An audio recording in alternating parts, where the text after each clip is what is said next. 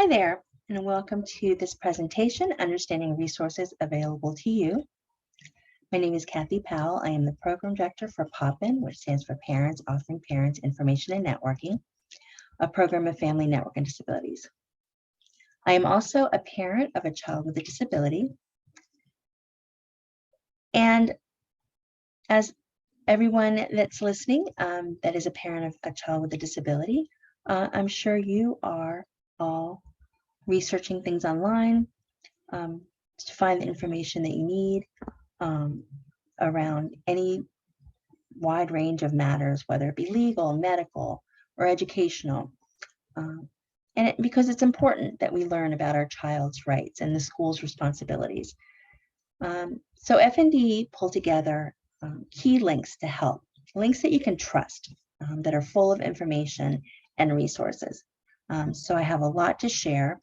Let me just talk a little bit about who FND is, the services we provide before we dive in. So FND is a 501(c)(3) nonprofit organization, which means that we don't work for local or state or federal agencies or schools. We're funded in part by the U.S. Department of Education, as well as the U.S. Department of Health. And our services are free because of the grants that we hold. We are the Statewide Parent Training and Information Center, which is PTI, and the Statewide Family to Family Health Information Center. And we're also family driven. We were founded in 1985 by parents of children with disabilities who came together for mutual support and sharing of information. One thing I love to share is that FND, and what makes us unique, is the majority of our board members, management staff, all of our field staff are either parents or related to persons with disabilities. Now, one disclaimer I will make is that we don't work as attorneys or doctors or mental health professionals, so the following information is not legal or medical advice. But we share information and resources and supports for you and your family. Okay, so we've divided these resources and web links into three categories: educational, health, and our own FND resources. And we've included both federal government and state government sites that provide support for individuals with special needs.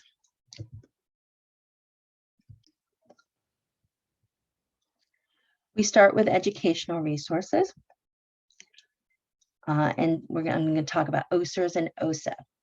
OSERS stands for the Office of Special Education and Rehabilitation Services, and OSEP is OSERS Office of Special Education Programs.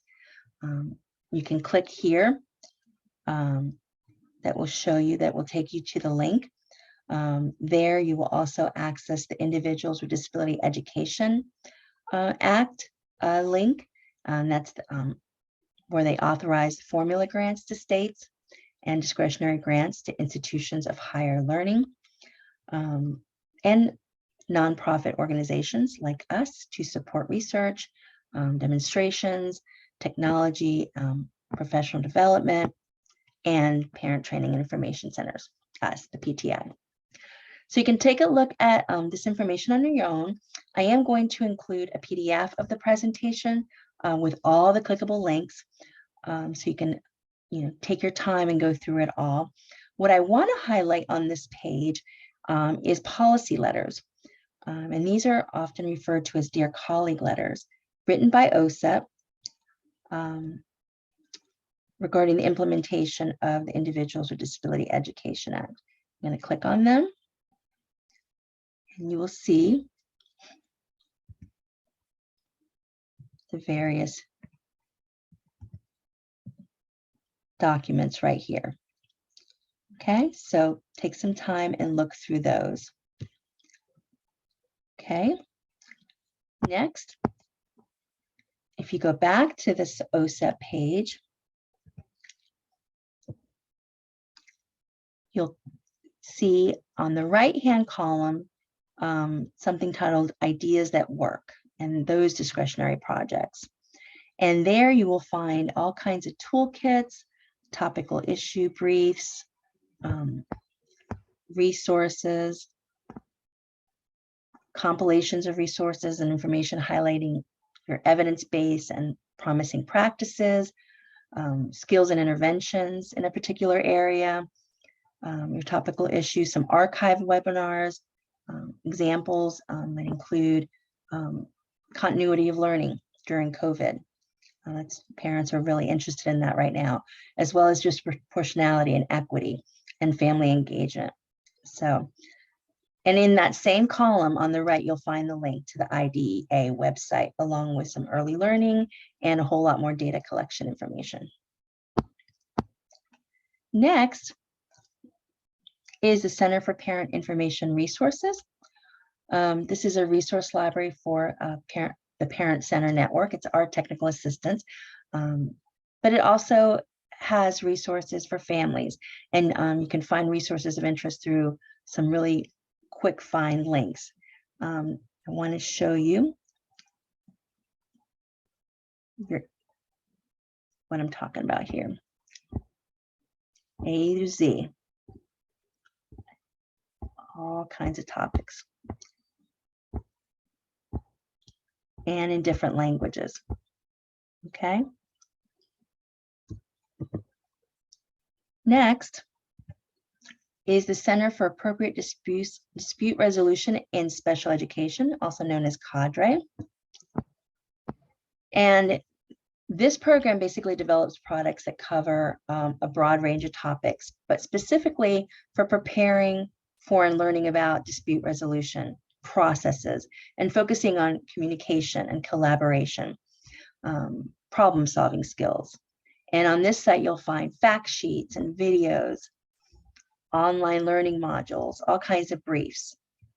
And I've included links on here to the main library, as well as there's one, just to give you an example of a resource, communicating with your child's school. These are kind of downloadable, clickable documents that you can access right there at your fingertips. And it's full of these.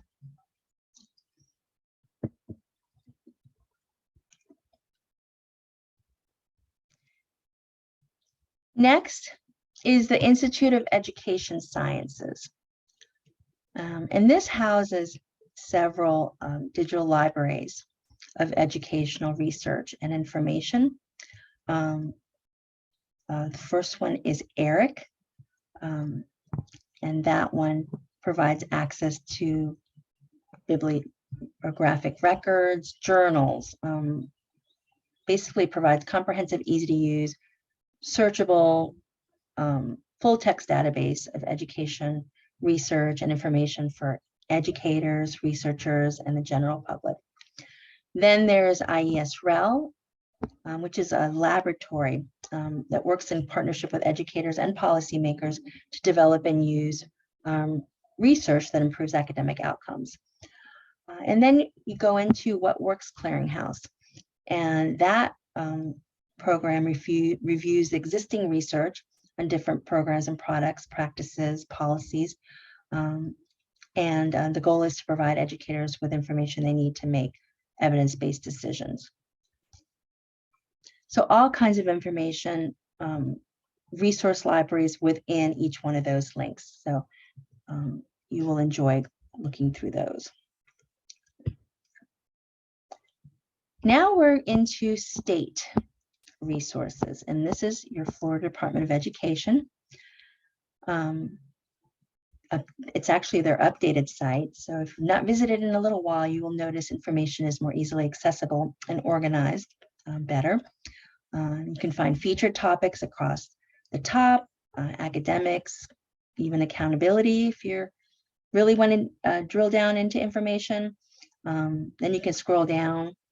I'll show you here. You can scroll down and everything's also categorized by different topics. And this is where you will find exceptional student education. Okay. Which they call actually Bureau of Exceptional Student Education.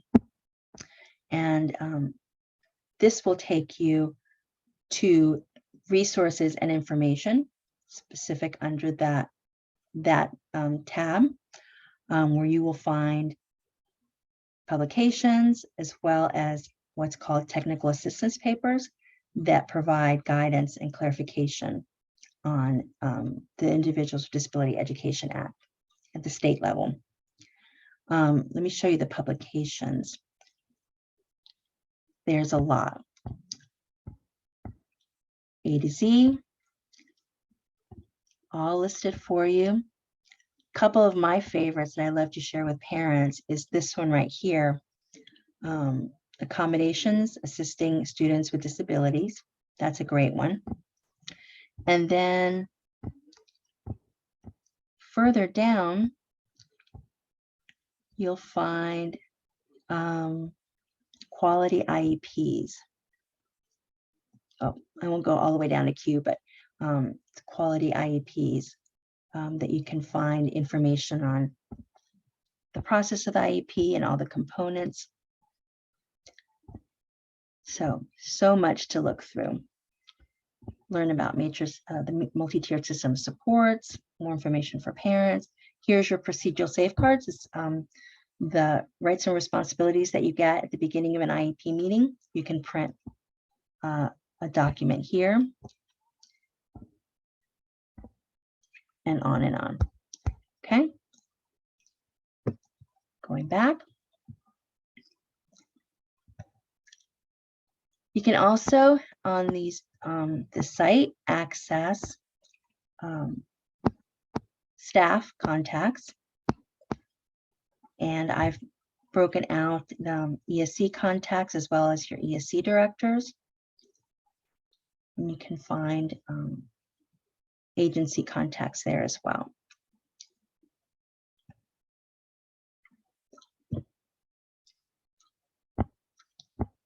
See?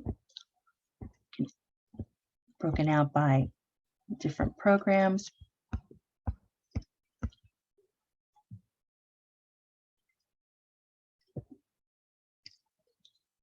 Okay. Next, this link gives you information on disability history. Schools designate the first 2 weeks in October as Disability History and Awareness. They promote providing instruction for students in all public schools to expand student knowledge and understanding of disabilities. Here you will also find a link to the ESC Parent Survey.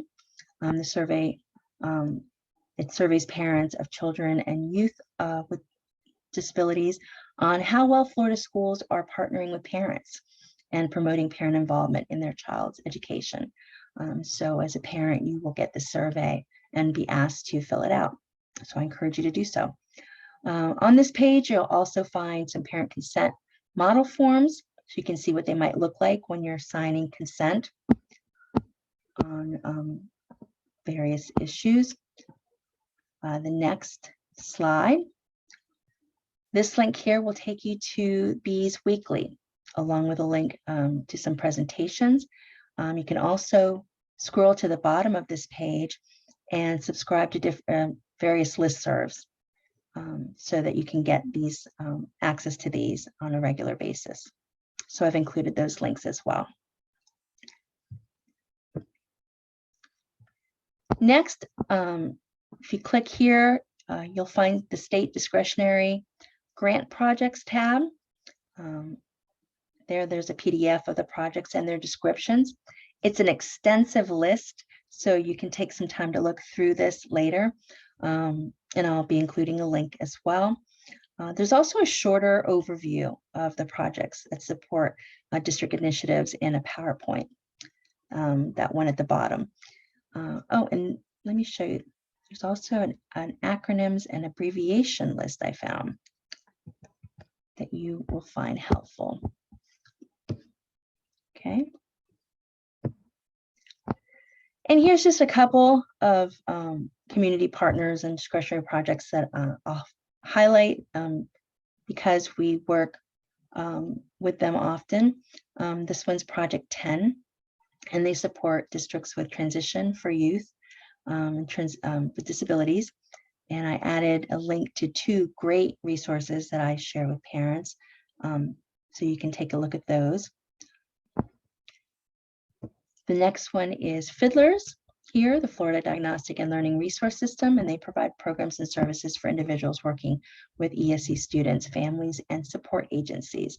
And they have a plethora of resources and an A to Z resource directory for you to check out. And there's also FIN, Florida Inclusion Network, and they collaborate with all districts and provide information and support to educators for inclusion of students with disabilities. Now it's health resources.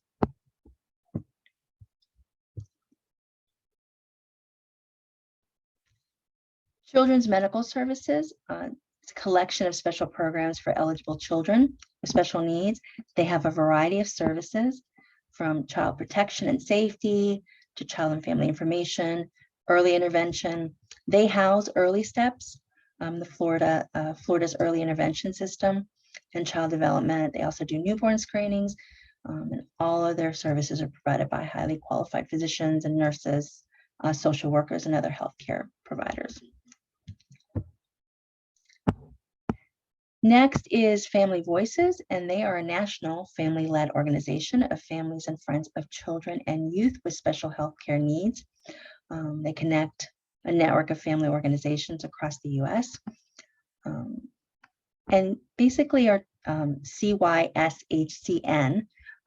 which is the Children and Youth with Special Healthcare Needs, are children and youth who have or are at an increased risk for chronic physical, developmental, behavioral, or emotional conditions, and who also require health and related services beyond that required by children generally. And now we come to our FND resources, and there is our website.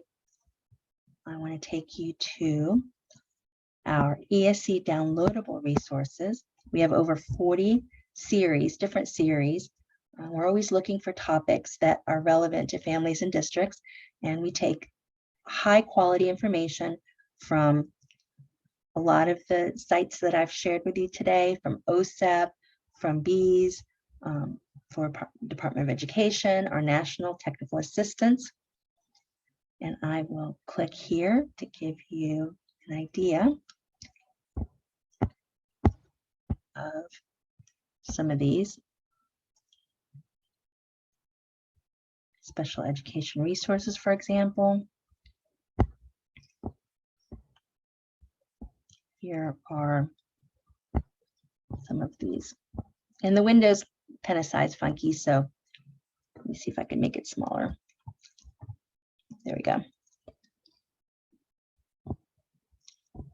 So you can see, and you can download these, you can print them, put them in a folder when you go to an IEP meeting. If you're having a hard time kind of conveying what you want to say, these are great.